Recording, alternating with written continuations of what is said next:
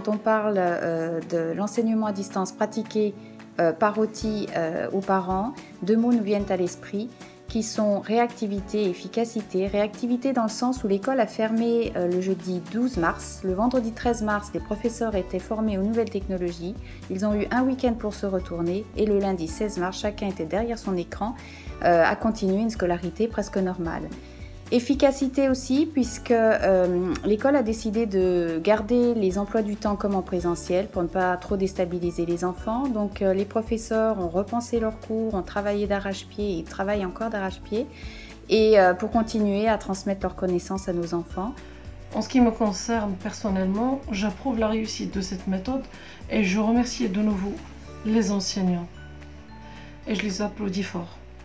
Et je souligne que cela a été bénéfique pour le développement de mon fils. Et ça en plus à XGG, notre implication en tant que famille à son propre apprentissage. Et c'est une chose qui est positive durant ce confinement. Pour nous, ça a été une vraie découverte. Les enfants ont pris beaucoup d'autonomie grâce à toutes les instructions et toute la bienveillance de leurs enseignants, que ce soit au collège comme en primaire.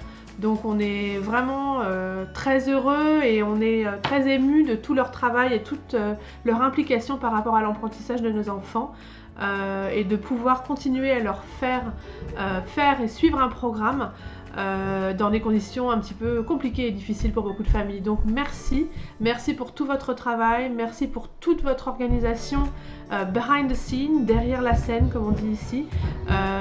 Et puis j'espère que ça va pas vraiment continuer trop longtemps pour vous ni pour nous, mais en attendant ça s'est très bien passé, donc merci. Merci. On m'a pris quand même une petite semaine pour se réorganiser, de réorganiser notre quotidien, de faire un planning de travail. Par exemple, la veille, on se pointe les choses. On va commencer par exemple, faire ça et ça. On va faire une pause. On a fait comme une sorte une planification de la journée pour être plus facile pour les filles et pour moi aussi de gérer les deux. Parce que j'ai deux niveaux de scolarité, plus le télétravail, parce que moi aussi je travaille à la maison. J'étais obligée de suivre mon travail en parallèle, de suivre le quotidien de vie scolaire de mes filles. En ce qui concerne l'éducation à distance, je pense que les visioconférences organisées par les maîtresses sont très efficaces et donnent l'impression à l'enfant que l'école est toujours là et nous aident beaucoup dans notre parcours pédagogique avec nos enfants à la maison et elles sont très bien organisées. Merci pour tous vos efforts. Sincèrement, c'était difficile les 3 premiers jours. Donc, du moment que je travaille toujours, j'ai un horaire un peu moins flexible que les autres. Donc, ça m'a pris au début le temps qu'elle s'adapte au niveau de la technologie, comment accéder à son PC, comment consulter son padel, comment découvrir l'ensemble des exercices via vidéo pour ne pas se tromper et aller voir d'autres pages qui ne correspondent pas à son âge. Du moment que les parents, généralement, moi y compris, on n'a pas ce côté pédagogique de l'enseignement, comment faire en sorte que l'enfant respecte les consignes, comment marier le jeu et l'apprentissage. C'est des nouveaux concepts pour nous. Donc ça nous a permis d'être beaucoup plus conscients que la relation entre l'école et notre enfant et nos parents, c'est justement une relation d'alliance, non pas une diffraction entre les familles et l'école. On doit être tous unis pour que ça réussisse.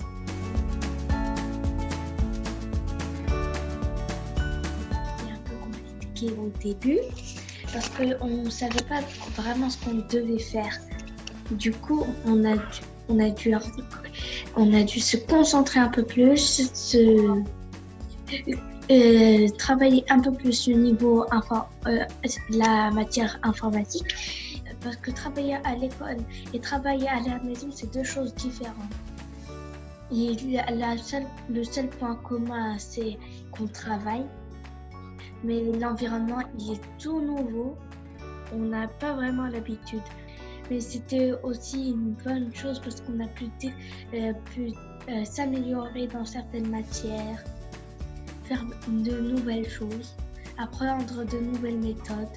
Ça a quand même complètement changé.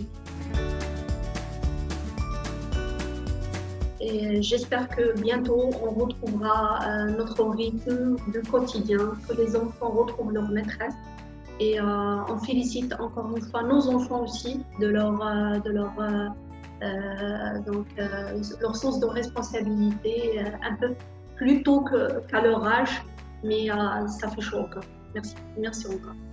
Donc un grand merci à Oti pour l'énergie qui a été dépensée, qui est encore dépensée pour maintenir cette relation entre les enfants et les enseignants et les parents aussi. Merci encore. Cette situation nous a permis de connaître les compétences et la charge énorme qui fournit les maîtres et les maîtresses. Franchement, je les salue, je les remercie infiniment de leur effort. Et je dis, c'est pas facile d'être maîtresse. Merci à tous les profs.